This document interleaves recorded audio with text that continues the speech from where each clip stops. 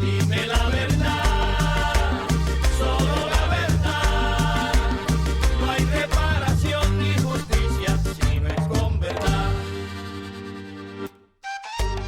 Les damos la bienvenida a este nuevo episodio de nuestro podcast La Comisión al Aire, en el que les contamos cómo está trabajando la Comisión de la Verdad en Colombia, cuyo mandato abarca 3 años. Empezamos en noviembre del año 2018, iremos hasta noviembre de 2021, cuando se entregará a la sociedad colombiana y al mundo el esclarecimiento de la verdad del conflicto armado para pensar la convivencia y la no repetición como sociedad. Mi nombre es Mónica Valdés y en esta oportunidad les invito a abordar el enfoque psicosocial en la Comisión de la Verdad. Escuchemos quiénes son nuestros invitados de hoy. Nuestros invitados son Dora Lucía Lancheros, es coordinadora del enfoque psicosocial en la Comisión de la Verdad y cuenta con más de 20 años de experiencia en atención humanitaria y acompañamiento a víctimas, familias y comunidades afectadas por el conflicto armado interno en Colombia. Eduardo Martínez hace parte del equipo psicosocial en la comisión y se destaca por su trayectoria como consultor en atención de víctimas, tanto en procesos con instituciones públicas como comunitarias. Bienvenida Dora Lancheros y Eduardo Martínez. Quiero comenzar preguntándoles en qué consiste el enfoque psicosocial en la Comisión de la Verdad. Pensarse en un enfoque psicosocial para una Comisión de la Verdad es pensar en un escenario de cuidado del otro y de la otra, que vienen por primera vez algunos o otros ya después de muchas veces de haberlo contado, vienen a depositar su experiencia en la comisión. Y lo que buscamos es que esa experiencia pueda estar muy cuidada, muy protegida emocionalmente, que haya también como un escenario donde la gente pueda decir al final valió la pena hablar y participar en la comisión porque la escucha fue la prioridad. Precisamente en clave de poner al ser humano en el centro de esta misión, ¿cómo se trabaja el proceso psicosocial antes, durante y después de, por ejemplo, la entrega de un testimonio o cualquiera de las acciones que se están realizando?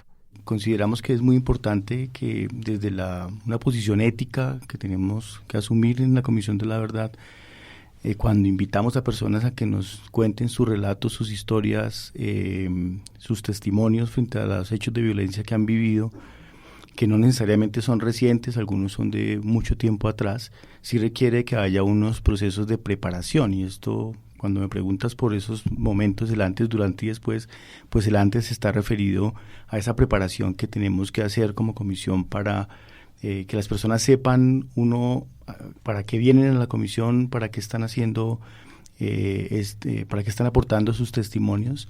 Y en esa preparación pues es importante reconocer cuál es la emocionalidad que puede surgir o de toda esa movilización emocional que puede surgir de contar historias de dolor y de sufrimiento.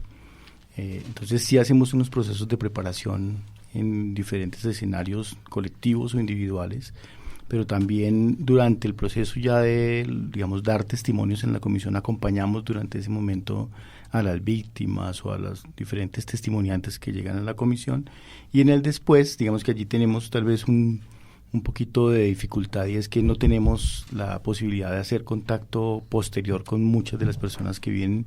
Sin embargo, sí intentamos que durante el proceso en que la gente esté dando su testimonio hacia el final, podamos hacer unos cierres que permitan que la gente no se vaya con el dolor y el sufrimiento abierto, sino que podamos desde cada uno de los escenarios colectivos o individuales poder cerrar lo que la gente nos cuente y que la gente se vaya bien de los espacios a los que viene la comisión.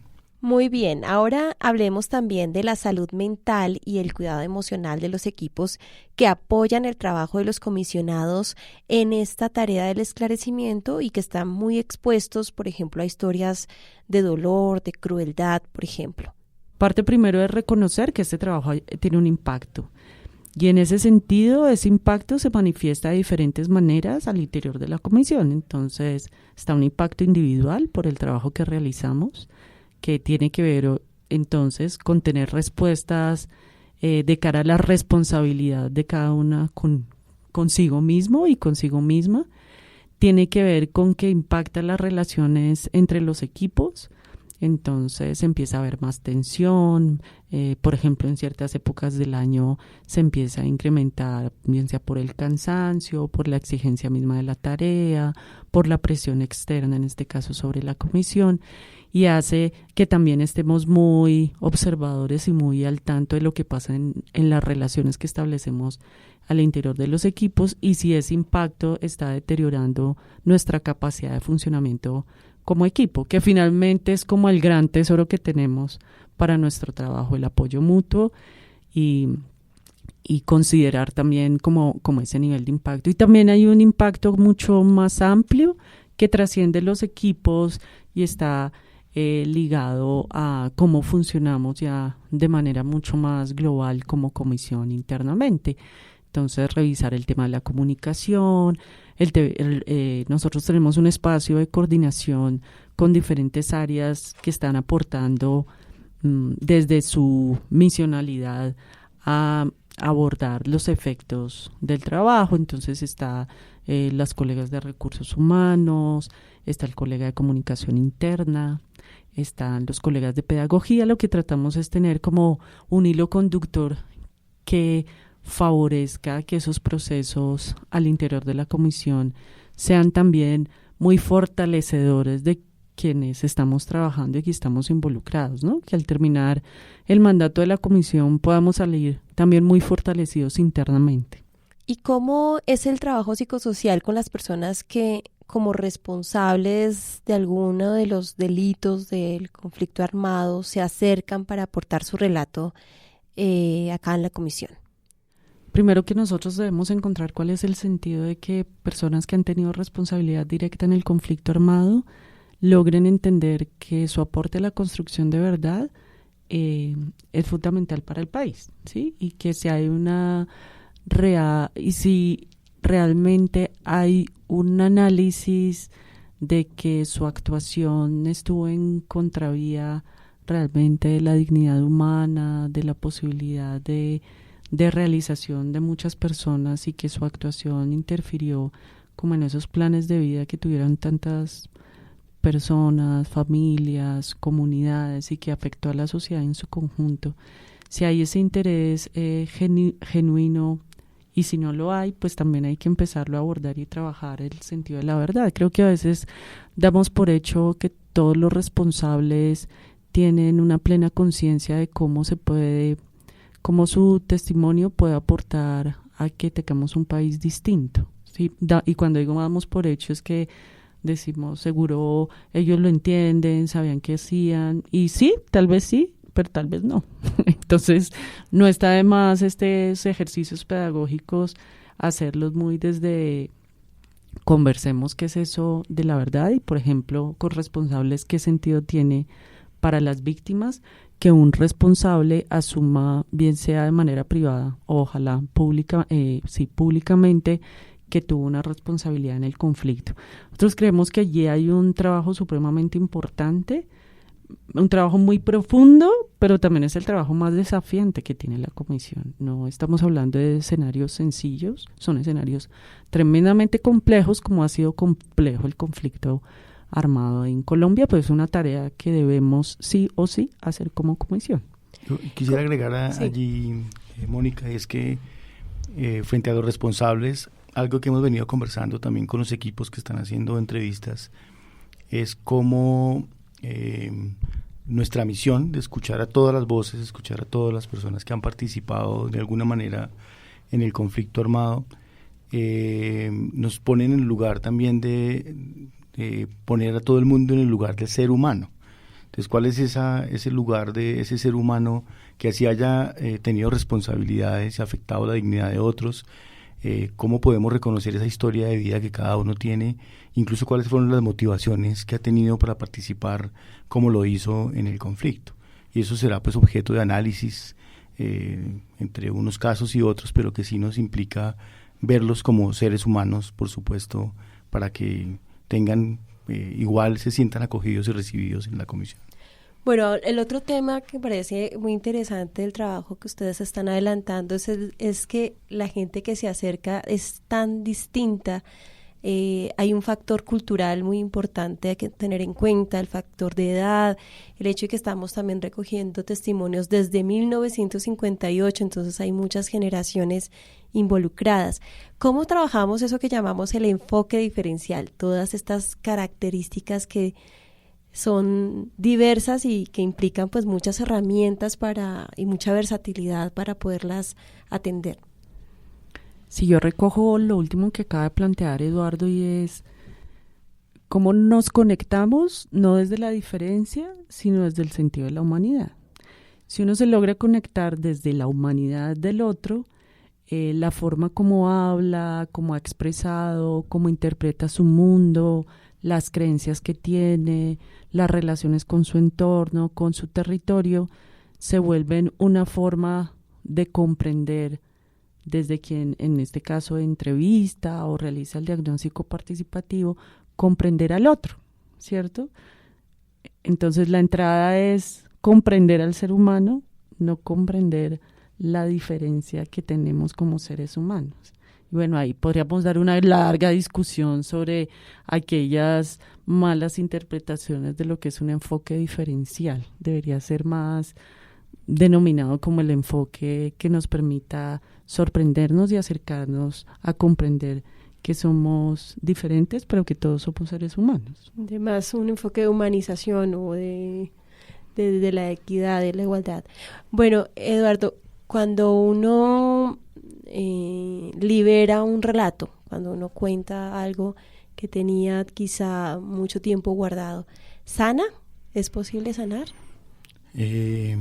Sí, digamos que hablar puede ser sanador, pero no necesariamente en todos los casos, solamente por hablar la gente se sana. Creo que muchos casos requieren de mayor acompañamiento, de procesos largos de acompañamiento, porque las situaciones que se han vivido en el marco del conflicto armado son situaciones muy difíciles, muy complejas, y sí requieren también de un abordaje complejo.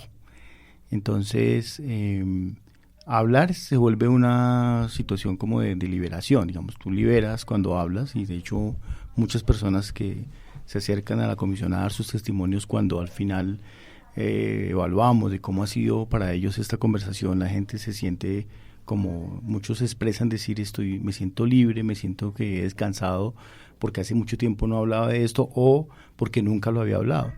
Entonces es como si descargar, pero no necesariamente se resuelve la situación.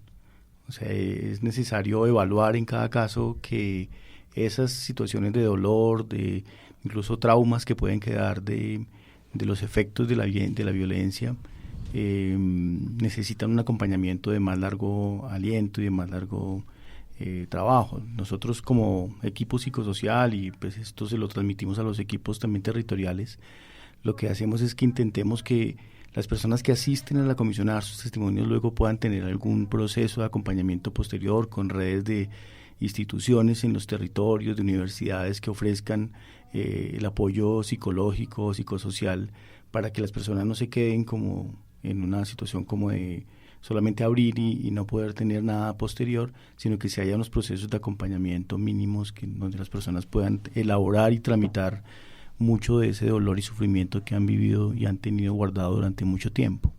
Y más allá del tema individual, de lo que le pasó a cada persona, hay un tema colectivo de trauma social que ha sido todo lo que hemos vivido de manera directa o indirecta. ¿Cómo vamos haciendo ese camino para que hagamos un ejercicio también de aceptar ese trauma social y también tramitarlo, como dicen ustedes aquí los expertos? Son varias cosas, ¿no? Creo que aquí en la comisión vamos aprendiendo bastante también cómo nos ha permeado el conflicto, las relaciones que establecemos, ¿no? Y cómo las vamos como naturalizando. Sí, entonces ya lo que antes nos podría sorprender ahora es natural, pero está basado en patrones de violencia bastante fuertes, ¿no? Entonces, también el trabajo o mejor, las reflexiones que colocamos con los equipos es, y creo que eso trasciende a toda la comisión, es ¿Qué es lo que nos podría hacer pensar? Que la forma como nos estamos relacionando es también reflejo de lo que nos ha sucedido históricamente. Y esa no es una reflexión fácil.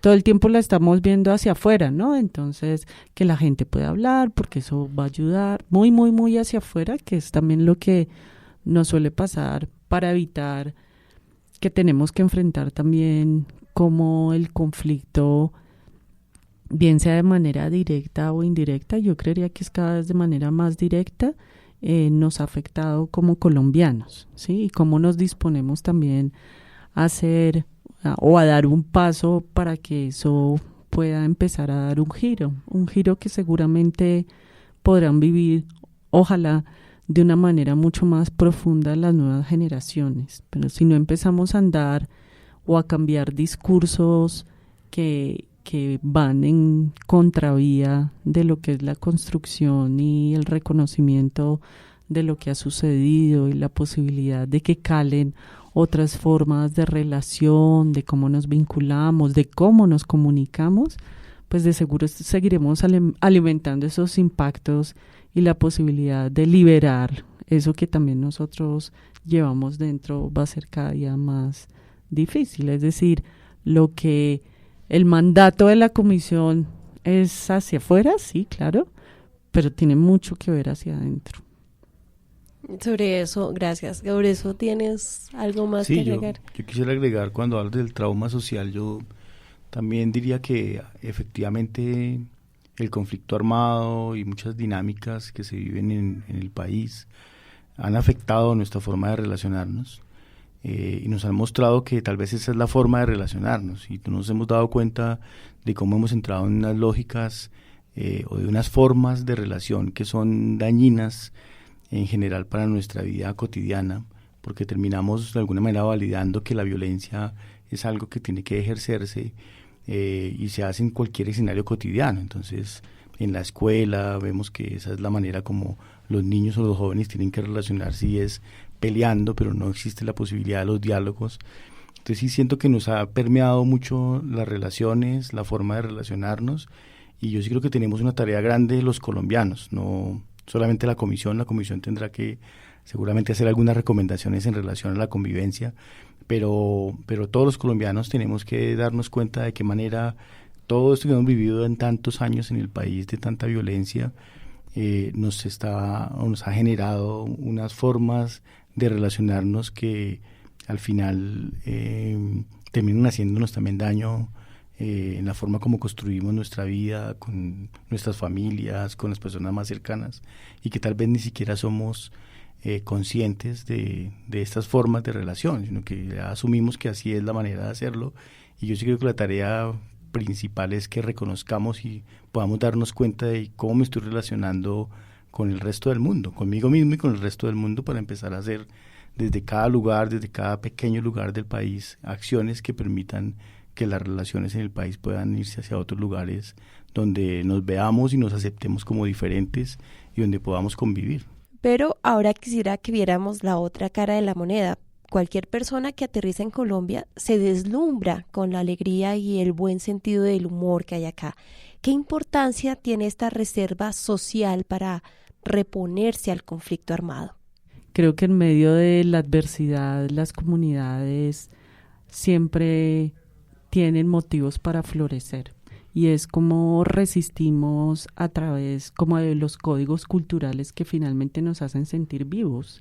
Y aquí el sentido del humor es tal vez el dispositivo que más nos conecta con la risa, con el placer de sentir que en medio de la adversidad siempre va a haber una chispa, o el tema del humor, del sarcasmo, que nos hace un poco cambiar de lugar para tal vez ver las cosas desde otros puntos de vista que eviten que nos ahoguemos en ese dolor, porque pues razones para estar mal hay muchas, ¿cierto? Pero también creo que tenemos una fuerza como colectivo, como país, que hace que siempre esté además del humor, creo que siempre esté renaciendo la esperanza. Y eso creo que no solo en Colombia, sino lo que estamos viviendo ahorita con Chile, como estos brotes también de contrarrestar aquellas formas que pueden ir contrarias a lo que es pues también la dignidad humana y las posibilidades de desarrollarse desde otras formas que realmente sean gratificantes como seres humanos, como que se están asumiendo posiciones políticas que no son, que realmente contribuyen a que la esperanza y otras vías se puedan ver como posibilidades, ¿cierto? No es que llega la represión y no pasa nada, o llegan ciertas formas de imponer el poder y no pasa nada, ¿cierto? Entonces, como siempre hay expresiones en la sociedad, como que siempre estamos muy arraigados a eso. Y creo que en ese sentido las comunidades, las organizaciones nos han dado siempre una gran enseñanza, y es que en medio de la adversidad siempre hay posibilidades de construir. Cuando uno ve al equipo psicosocial, siente que lleva consigo como una especie de botiquín de apoyo. ¿Qué tips o qué herramientas podemos compartir ahora con nuestros oyentes? Bueno, yo diría, voy a decir algunas que se me ocurren ahora, pero una puede ser tener o desarrollar una gran capacidad de escucha, y una escucha que no juzgue. Yo creo que ese es un elemento fundamental, y es que el ejercicio que hacemos en la comisión es escuchar historias y sin poner posiciones, digamos que es como queremos escucharte, queremos escuchar tu relato, no importa el que sea, porque no tenemos ninguna intención de juzgar. Yo diría que ese es un elemento fundamental. 2, que pongas en juego todas tus habilidades personales para construir confianza con la gente. Porque sí creo que la construcción de confianza ayuda mucho a que estas conversaciones sean más fluidas, más tranquilas, y para eso hay que destinarle todo el tiempo necesario para esa construcción de confianza. Yo diría adicionalmente, y esto lo trabajo mucho en los procesos de formación que realizo con los equipos de la comisión y que he hecho también en otros momentos en el pasado, es que teniendo un desarrollo de una muy buena escucha es importante conectarse con la historia del otro, con las emociones del otro, y también conectar con las propias emociones que van surgiendo en el proceso de escucha y de conversación. Porque cuando tú logras hacer esa conexión, yo diría que abres tu corazón, pero también permites que la otra persona abra su corazón para contar su historia y pueda contar lo que le ha pasado de manera tranquila. Y yo diría que en ese ejercicio también algo que ocurre es que te vuelves un ser humano al lado de otro ser humano, más que un profesional o un técnico que sabe cómo hacer entrevistas. Te vuelves un ser humano escuchando a otro ser humano, y desde ahí lo que surge en esa relación, no importa lo que sea, es de alguna manera beneficioso para ambos. Uno de quien está contando la historia, que es una historia cargada de mucho dolor en muchos casos, pero también para nosotros, para darnos cuenta cuál es el lugar que hemos asumido también en este conflicto, ya sea porque estamos involucrados o no, la forma como hemos participado. Y creo que vernos y reconocernos en ese lugar con el otro nos permite que se den conversaciones muy bonitas y yo diría que muy constructivas para ambos. Yo creo que esto es una tarea que no es tan sencilla, pero sí creo que si abrimos nuestro corazón, nos conectamos, avanzamos muchísimo en poder escuchar de manera amplia y abierta a las personas, y además ayudarles, como decía hace un rato, tal vez a sanar también, porque sí creo que es en esa relación humana donde la gente sana cosas. Y entonces eso es más allá de lo técnico, más allá de las herramientas que uno pueda tener, que aprendió en la universidad o que aprendió en algún lugar, es esa relación humana que construyes con el otro. Cuando decías como la maleta de herramientas, lo primero que se me vino a la cabeza fue que pues nosotros nos tenemos que meter dentro de la maleta, porque nosotros somos la principal herramienta. Entonces, cuando uno dice, ¿qué requiere la herramienta? Pues, como dice Eduardo, un ser humano sensible, con ganas de sorprenderse de la historia del otro ser humano. O sea, aquellos que las personas que vienen a la comisión que tienen al frente y que deciden hablar y uno los ve como uno más en la fila de los que van a hablar y no se deja sorprender por la singularidad de la experiencia de esa persona, la perdiste. O sea, ahí no hay herramienta psicosocial que valga, ¿cierto? Creo que lo otro que a mí cada vez me reafirma más la práctica psicosocial es tener un contexto político muy claro. Si no hay un contexto político que permita la comprensión de cómo esa persona que viene a expresar lo que expresa ubica su experiencia en un contexto, le ayudamos también un poco a que esa experiencia tuvo unos antecedentes que se marcan por una intencionalidad, porque hubo un objetivo, porque alguien lo planeó, ¿sí? De centrar un poco en esa individualidad y dar mucho ese marco mucho más social y político. Creo que quien no tiene esa información, aun siendo, porque muchos dicen lo psicosocial es lo psicológico y lo emocional, y no, por ahí no es tener un marco de comprensión tan amplio que permita comprender la complejidad del conflicto armado interno que se representa en una historia o en la historia de un colectivo. Si logramos tener ese hilo conductor de esos diferentes niveles, lograremos entender que esa emocionalidad hace parte de esa complejidad y no es una emocionalidad que me descompone, ¿sí? Entonces, que se puso a llorar, ¡oh! No, ¿qué hago con eso? Que le dio rabia, ¿qué hago con eso? No, está correspondiendo a lo que ha vivido, porque hay unas personas que de manera planeada hicieron que eso ocurriera para que esa persona se sienta así y que todos como sociedad estemos así. Entonces esa es la herramienta que a mí me parece también en un contexto como el de la comisión, que tiene como una poderosa capacidad para que al hacer nuestro trabajo con enfoque psicosocial, las personas se conecten, como dice Eduardo, como que logren hacer esa conexión, como aquí me están entendiendo de qué es lo que estoy hablando, porque saben qué es lo que ha pasado, ¿sí? Si no sabemos qué es lo que ha pasado y los efectos que ha tenido en la gente, pues de seguro las personas no se van a conectar de la misma manera, ¿cierto? Y creo que una tercera herramienta es una herramienta promocional. Y se vale. Cuña. Y asumamos con tranquilidad cuando otra persona expresa su emocionalidad. Lo más grave que nos puede ocurrir como colombianos es seguir reprimiendo la emocionalidad que ha ocasionado el conflicto en nosotros.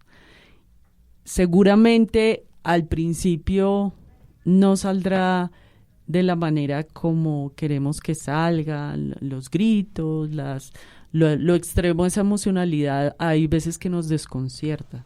Pero si la ponemos en contexto y le damos sentido por qué está esa emocionalidad, seguramente disfrutaremos muchísimo más la labor de la comisión y iremos con menos prevenciones de que las personas se vayan a salir de control. Sí, el control está en uno. Vuelvo a la herramienta de uno meterse dentro de la cajita de herramientas.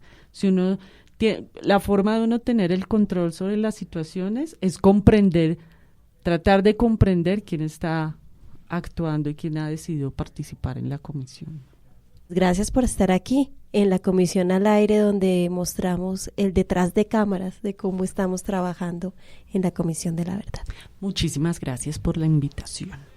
Bueno, muchas gracias, Mónica, y ojalá también que las personas que nos escuchan puedan hacer muchas reflexiones a partir de esta conversación y de su propia experiencia de vida y cómo han vivido ellos también observando o participando de manera directa en el conflicto armado.